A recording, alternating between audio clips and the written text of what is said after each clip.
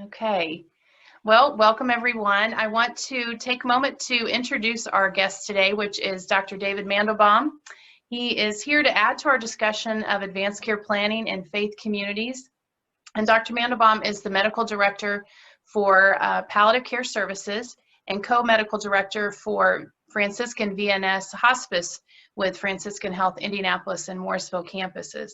He brings a wealth of knowledge from his vast experience regarding advanced care planning, specifically in the acute and outpatient settings, and we're really glad that you're here, Dr. Dave. So thank you for taking your time.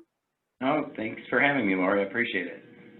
So, we've talked a little bit about faith community nursing as a role and as a specialty practice, and so some people may not be familiar with that, but the American Nurse Association and the Health Ministries Association designated a specialty practice for registered nurses who are interested in engaging in their faith communities. And so what we've been talking about with several nurses over a period of time now is how those nurses embedded in those churches can do health promotion activities, disease prevention, and certainly that includes advanced care planning discussions and getting people connected with resources. So I, again, appreciate your willingness to share your expertise and everything. So to get started, let's just have a general discussion about advanced care planning. Tell me a little bit about why you think advanced care planning is important. Well, advanced care planning allows patients, first of all, I think, to become part of the treatment team, if you want to think of it that way. And I practiced general surgery for many years before I sort of migrated to my current specialty of palliative and hospice medicine. And as a surgeon, I always felt like including the patient as part of the team impacted the success of their operation or of the care they were receiving. And so advanced care planning is taking into consideration the patient's wishes, their desires, their priorities, and making them part of the treatment team by listening to them, by soliciting those priorities and those preferences. And then I think very importantly, matching the care that they receive, or at least assisting in seeing that the care they receive matches those desires and those preferences. Because if you don't talk to patients about those things, then how do you know how to match the care they receive to what's important to them? Yeah. So personally, I think far and away, Lorie, the most important aspect of advanced care planning, and this is my personal opinion, but I think it's shared by many others, is the identification of a healthcare rep, someone who can speak for the individual at such time that they may not be able to themselves, whether they lose capacity, lose ability to communicate, or whatever that is. And I think there are a variety of pieces to advanced care planning, but certainly naming a healthcare rep and having that conversation and then talking to that healthcare rep about what's important, what are those preferences, and so on, that's really what advanced care planning is all about. Yeah, I think that's well said, and I think focusing on finding that person, having those conversations within the families, designating someone that you trust that knows your preferences is important to get that documented, and it definitely informs the medical team and the care team that's going to be providing care. Can you provide some examples perhaps of some patient experiences that you've seen of those patients who have had advanced care planning, advanced directives in place versus those who haven't, say in the acute care setting? Sure. Actually, maybe the most personal example I can give is my parents, who have both passed away in the not too distant past, but had advanced dementia, both of them. And prior to them developing dementia, our family sat down with them, talked about what was important to them, and had them complete documents that identified myself and my brother, who's also a physician, as their healthcare reps. And one example, my mother eventually in an assisted living facility fell, had a pretty significant injury. She was on Coumadin at the time, and there was concern about maybe even intracranial bleeding. She was taken to an emergency department, and thankfully, because my brother and I had been identified as healthcare reps and could speak for her on her behalf, made sure that she received treatment that was appropriate for her, and more importantly, didn't receive treatment that would not have been appropriate. There are other examples, even personal examples and family examples, and not uncommon to see patients here in the hospital where there are big decisions that need to be made. And I can tell you, as you know from your experience, that there's a sigh of relief when you see that this patient does indeed have a healthcare rep and does have has expressed their wishes and their preferences specifically enough to know, if they're on a ventilator, would they want to have a tracheostomy, and would they want to potentially spend the long term on a ventilator, as an example. The thing that we've seen here recently that really shines a light on the importance of advanced care planning is obviously the pandemic.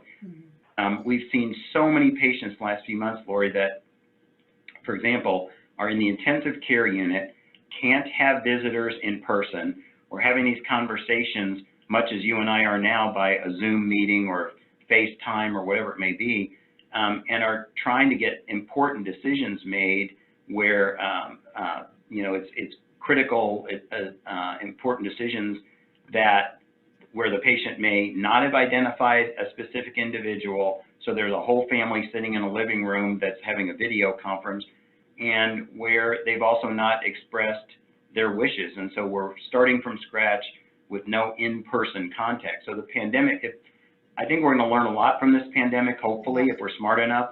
But one of the things I think we need to take away is the importance of advanced care planning in people with, with serious illness.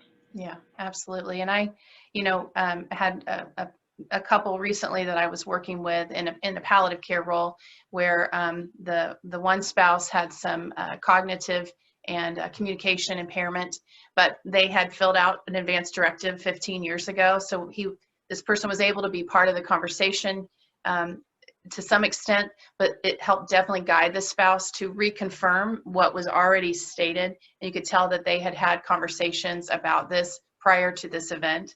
But the COVID pandemic was a part of that too, because one spouse was concerned if this person went to the hospital, they wouldn't be able to be there, or may not be able to be there. And is that really where they want to be? And so it has a huge impact, and it's interesting how it's transforming, I think, at some level, how we have these conversations. So. Right. I was actually, just one other quick example, I was really proud of, so my stepson, his grandparents, his biological grandparents, live in Florida and have some underlying health issues.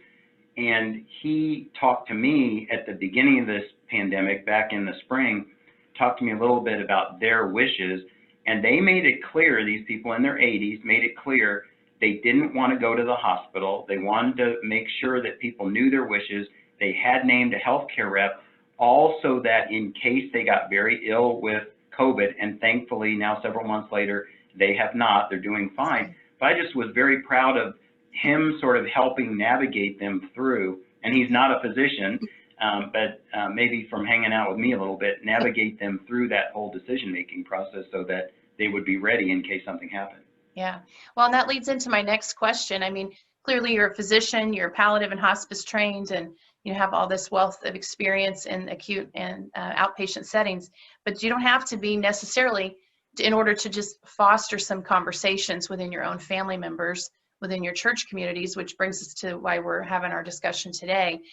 Tell me, what role do you think that faith communities play, faith communities being churches, synagogues, mosques, those groups where people meet, what roles do they play in order to help prepare people for their future medical care?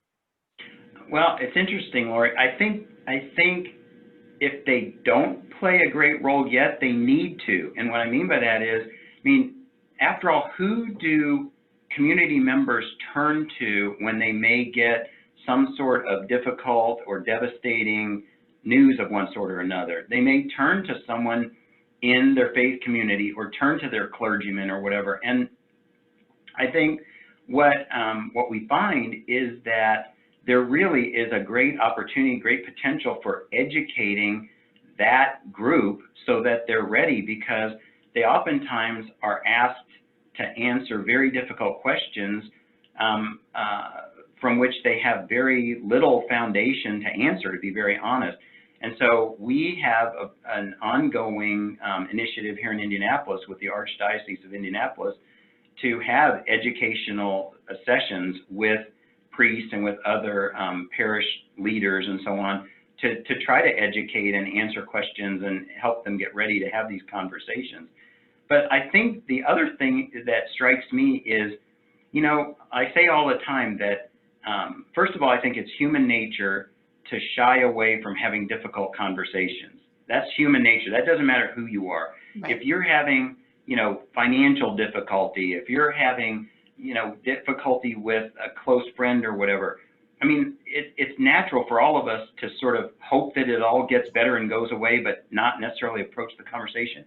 And some of those conversations, I think, that sometimes the toughest ones are the ones that you need to have with a person who's really close to you. So interestingly, I think one of the great values that, for example, faith community nurses could have is having conversations, or at least initiating conversations with community members from an unbiased, unemotional position. Sometimes we see people have these conversations and they're answering questions based on what they think their loved one wants them to say. Mm-hmm. Or they have a conversation with a doctor and they answer questions based on what they think they want the doctor to hear. Mm-hmm. But with someone who's, approaching it from a different place, I think there's a lot of potential for really having people express their wishes openly and honestly, and not have all those other, pressures involved. Yeah, I think those are good points, and I'm sure you've experienced it when you're in the community, even if you're not functioning in that moment in your formal role as a physician, or myself as a nurse practitioner, or a faith community nurse as a nurse. You're just going to a community event, and someone knows that you're in healthcare, and they have these issues. I'm sure you've experienced numerous times people kind of gravitate. What do you think about, can you look at this rash, or what do you think about this, or my aunt said this, and they're asking you these questions probably anyway, is my experience and a lot of what I've seen. And so preparing the communities, like you mentioned, and the clergy and those health professionals that might be involved in those faith community groups to know resources, where they can point people. Maybe they're not the expert in having in-depth goals of care discussions, but maybe they can point them to some solid evidence-based resources, such as the Conversation Project is a great place, I think, for lay people to start. Would be, I think, helpful for the communities to kind of know where to turn.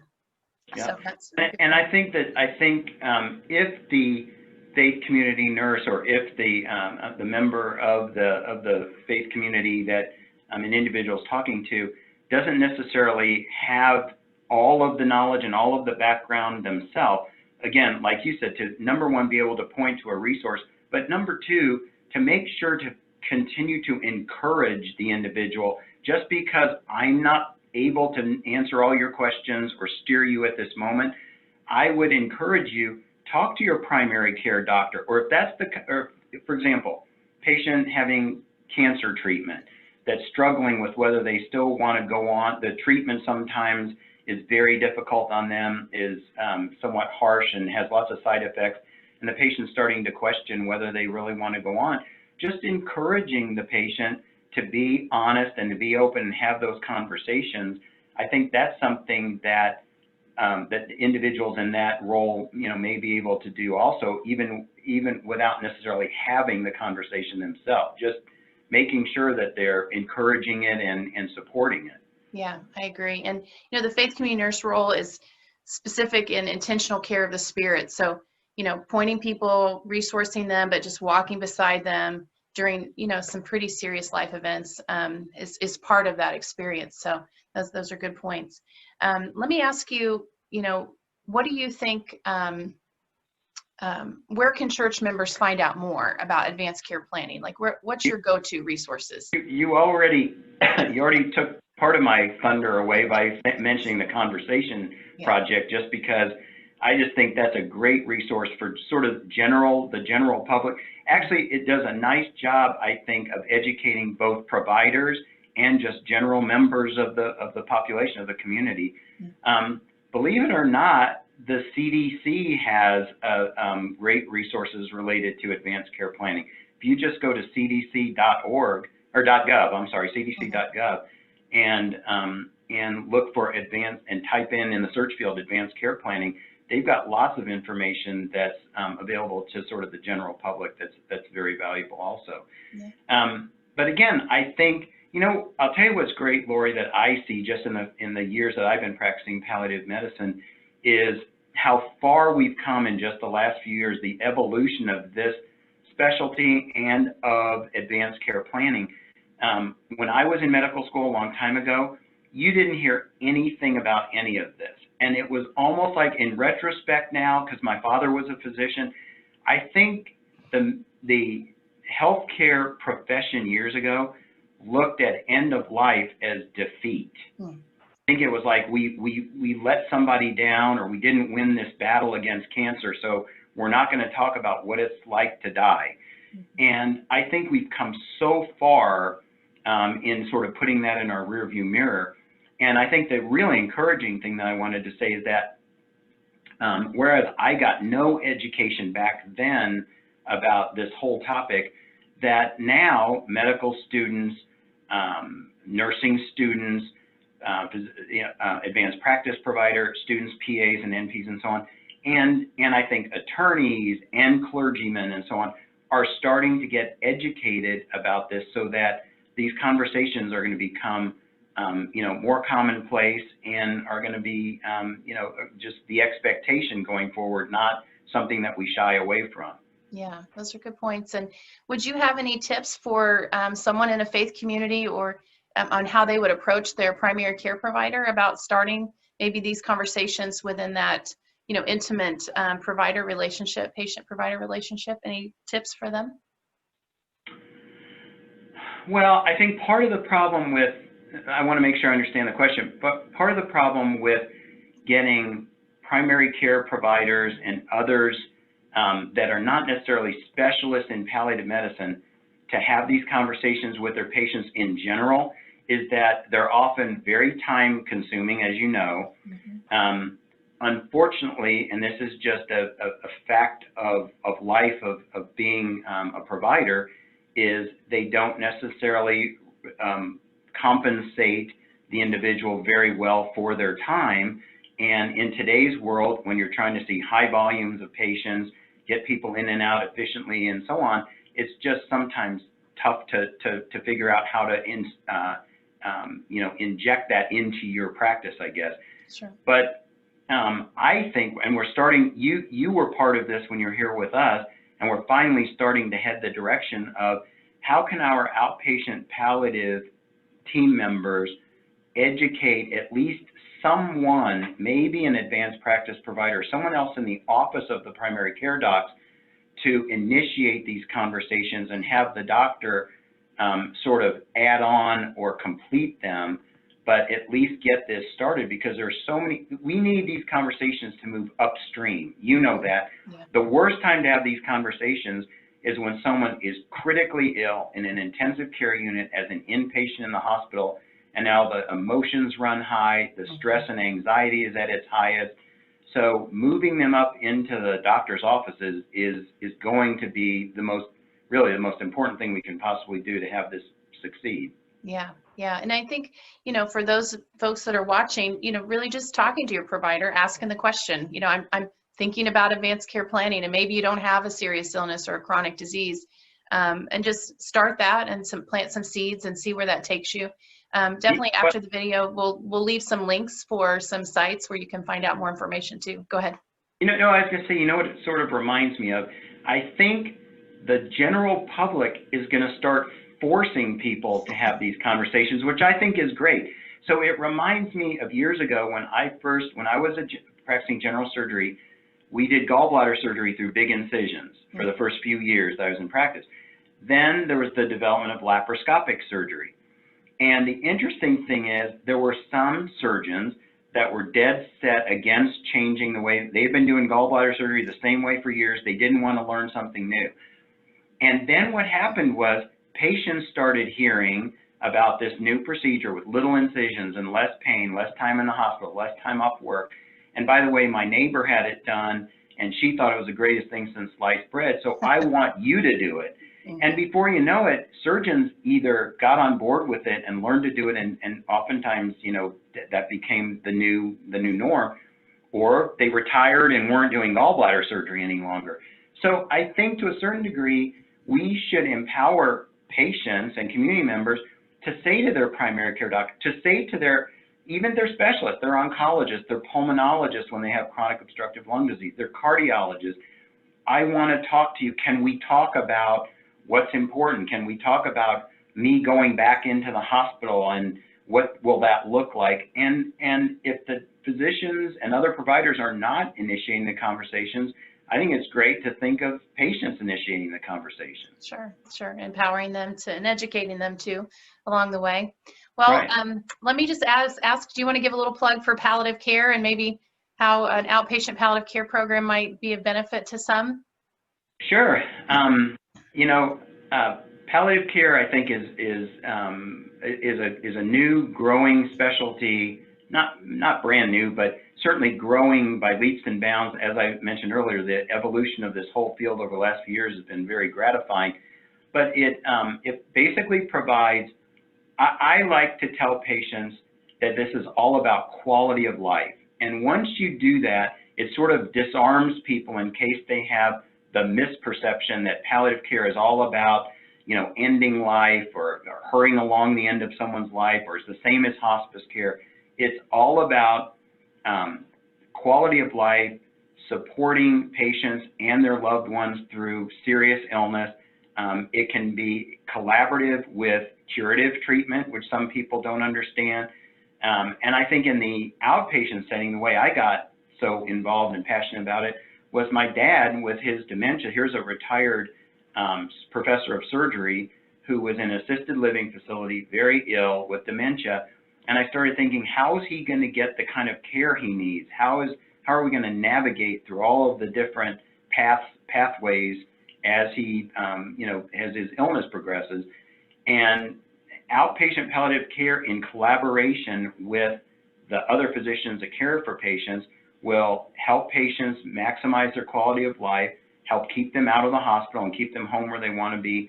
There's a palliative doctor, I think, that you may know that's now retired, Lorie, who used to say, ask most older patients who have serious illness where they want to be, and they're probably going to tell you in their backyard, petting their dog, listening to the birds sing, not in a doctor's office and not in a hospital. Right. So outpatient palliative care, to the degree that we can help with that, I think provides huge value, and with an aging population, it's going to get more and more important. Yeah, I agree. And certainly palliative care can help take those advanced care planning conversations to a more in-depth level, a more nuanced level to help people kind of proceed along those lines to get documents. And the other thing, just quickly, is that those conversations, Lorie, you know this, are fluid conversations. The conversation you have with a patient today might have to change, or there may be some different additions to that conversation just 3 or 6 months from now, because the patient's condition changes. Yeah. And what's important today may be different than what's important months from now. So I think the other thing that the outpatient palliative service can provide is maintaining those conversations or maintaining those preferences and having them be current and valid based on changes that take place with the patient. Yeah, I agree. Well, I appreciate your time again. Is there anything else you'd like to add before we wrap up today? No, except that I'm very impressed with what you're doing, and I mean that sincerely, and I think it's great. There's a need for it, and best wishes with your project, and if there's anything else I can do to help, I'm happy to do it. I appreciate that. So for more information, we'll have some videos or some links at the end of the video so you can get more information about palliative care, advanced care planning, the Conversation Project. And Dr. Mandelbaum, thanks again for your time. Okay, Lorie.